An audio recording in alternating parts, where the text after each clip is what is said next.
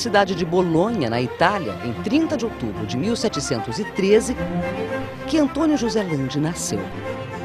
Nasceu nesta casa, na rua Brocaindosso, onde hoje existe uma placa colocada pelo Fórum Landi, que trabalha para preservar o patrimônio artístico do arquiteto.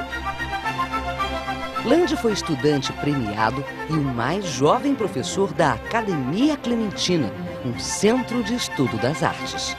Era o aluno preferido do famoso mestre e cenógrafo Ferdinando de Bibbiena.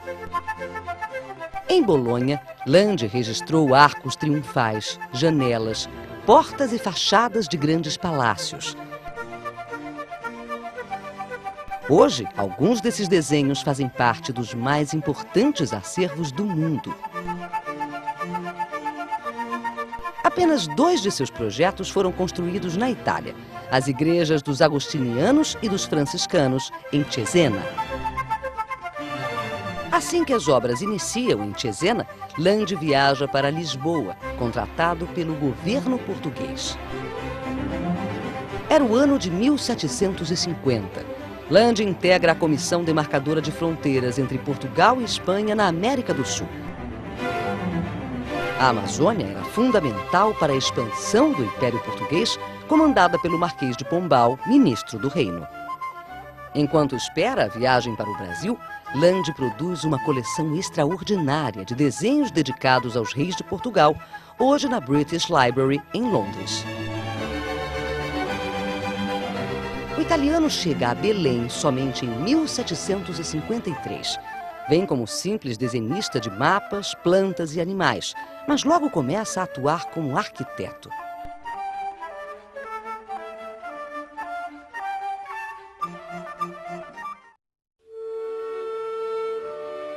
Nesse tempo, Landi decora a abóbada da Capela Mor da Igreja de Santo Alexandre, onde projeta figuras geométricas com molduras em estuque.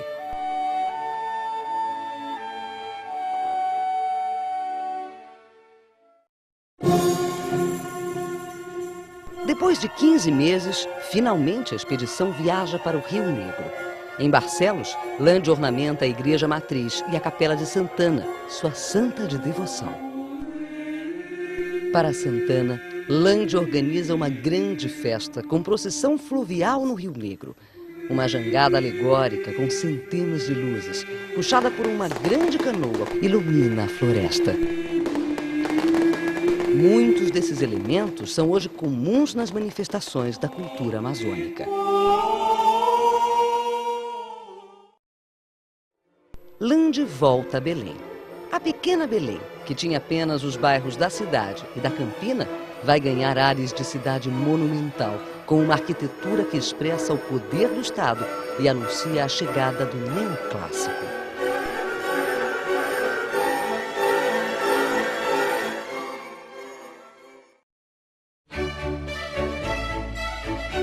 O Palácio e Residência dos Governadores é uma das obras civis mais importantes de Landi.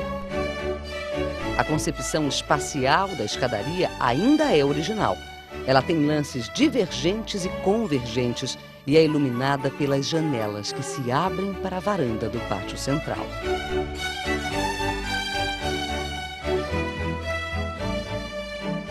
Aqui o risco italiano aparece no desenvolvimento do edifício em torno do pátio e na galeria, com arcadas e de cobertura abobadada. O palácio também tem arquitetura portuguesa, portas-janelas, guarnecidas de gradis de finos balaústres, as águas furtadas, essa espécie de sótão com janelas sobre o telhado, e o terceiro pavimento com função de mirante, soluções muito usuais no período pombalino.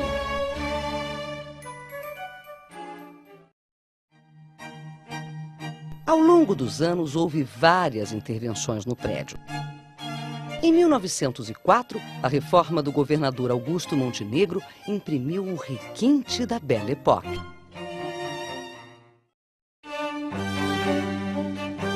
Em 1971, muitos elementos do projeto de Landi foram recuperados, como a capela de onde saiu o primeiro Círio de Nazaré. Durante décadas, não se sabia onde ela ficava porque fora dividida em salas. Sua porta de acesso à rua havia sido eliminada.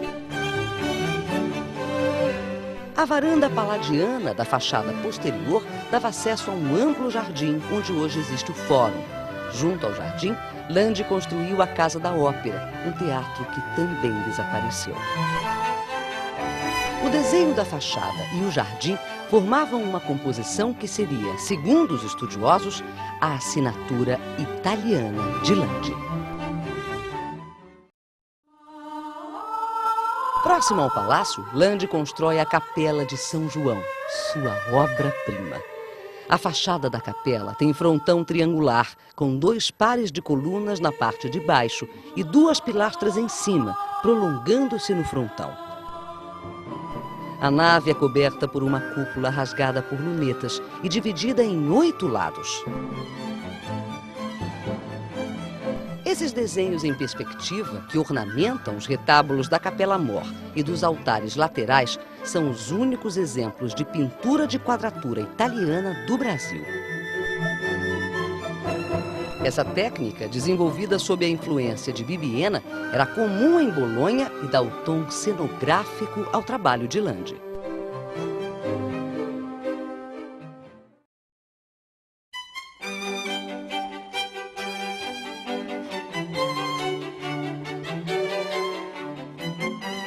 Na Igreja do Carmo, esse tom cenográfico também aparece nos grupos de colunas de capitéis coríntios de nítida influência palladiana.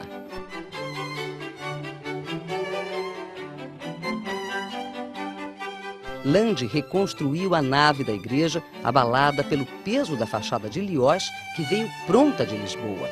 São dele também 5 retábulos laterais, os retábulos do transepto e os púlpitos.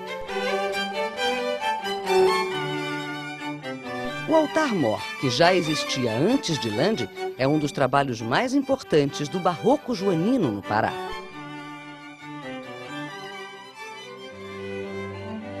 Ao lado direito da nave foi construída depois a Capela da Ordem Terceira do Carmo.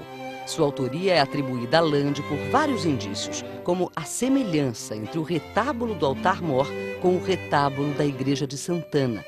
Os 2 têm perfil movimentado com a disposição das colunas em ângulos. Além disso, os vasos floridos e os capitéis bibbienescos são comuns nas obras de Landi.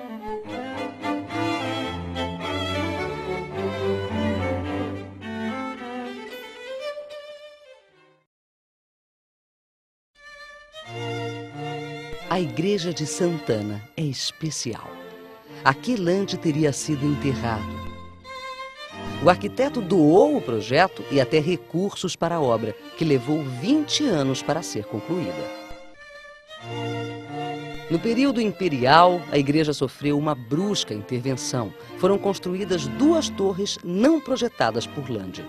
Isso alterou profundamente os volumes da fachada, escondendo a cúpula e os braços da nave, feita em cruz grega.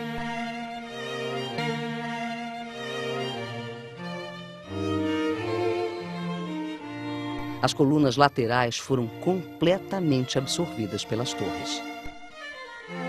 A cúpula, escondida pelas torres, pode ser apreciada por dentro. É marcada por faixas duplas e suas abóbadas cobrem os braços desiguais da cruz grega. As pinturas figurativas e a pintura marmorizada também são alterações no projeto original. O retábulo do altar-mor guarda as principais características do traço italiano, e os 2 retábulos laterais possuem telas de Pedro Alexandrino de Carvalho, um dos mais importantes pintores de Lisboa daquela época.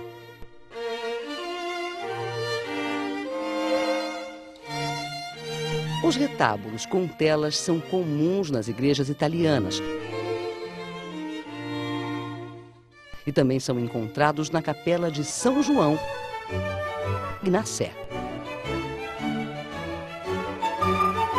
Na Catedral de Belém, Landi concluiu o frontão e as torres da fachada e fez a decoração interna. Nas capelas laterais, projetou os retábulos com molduras talhadas em dourado para abrigar telas. No entanto, muito de seu trabalho foi modificado com a reforma do século XIX, que alterou a mesa do altar, o retábulo do Santíssimo e os púlpitos. Na arquitetura religiosa paraense, há várias outras obras atribuídas a Lande. Na Igreja das Mercês, a única de Belém e uma das poucas do Brasil que tem a fachada convexa, acredita-se que o italiano tenha projetado os púlpitos, o retábulo principal e a capela da Encarnação. Na Igreja do Rosário dos Homens Pretos, a influência de seu traço está na volumetria da fachada e nos retábulos dos altares laterais e da capela mor. Na capela da Ordem Terceira de São Francisco, são atribuídos a Lande os retábulos com molduras douradas e no Colégio Santo Antônio, a capela sepulcral para os governadores.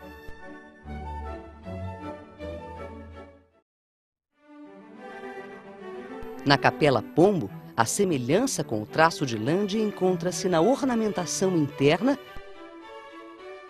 e na fachada. O arquiteto também projetou belos sobrados em Belém. Este ainda resiste. Localizado na rua João Alfredo, o sobrado hoje tem uso comercial. O térreo foi bastante descaracterizado, mas o desenho de Lande permanece nas molduras dos vãos do segundo pavimento.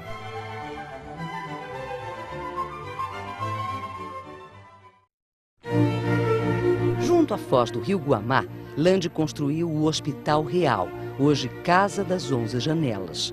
O prédio também foi sede da Companhia de Guardas do Quartel-General e serviu como prisão durante o golpe militar de 1964. Agora funciona como espaço cultural.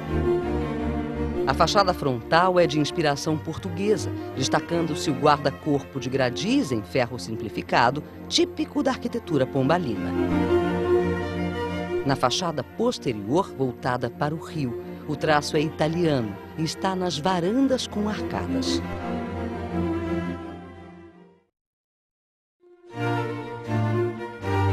A obra de Lande faz parte do dia a dia dos moradores de Belém. É o trabalho de um arquiteto aventureiro e empreendedor. Um homem que aqui se tornou rico, prestigiado, senhor de terras e de escravos. De seu engenho Murutucu restam apenas as ruínas da capela construída por ele para o casamento da filha. Aqui, Lande estudou a fauna e a flora, morou e morreu aos 78 anos. Sua herança é essa obra grandiosa, inaugural na arquitetura e na cultura brasileira, testemunho do século das luzes, e que transformou a Belém setecentista numa metrópole contemporânea a Lisboa, a moderna capital do reino.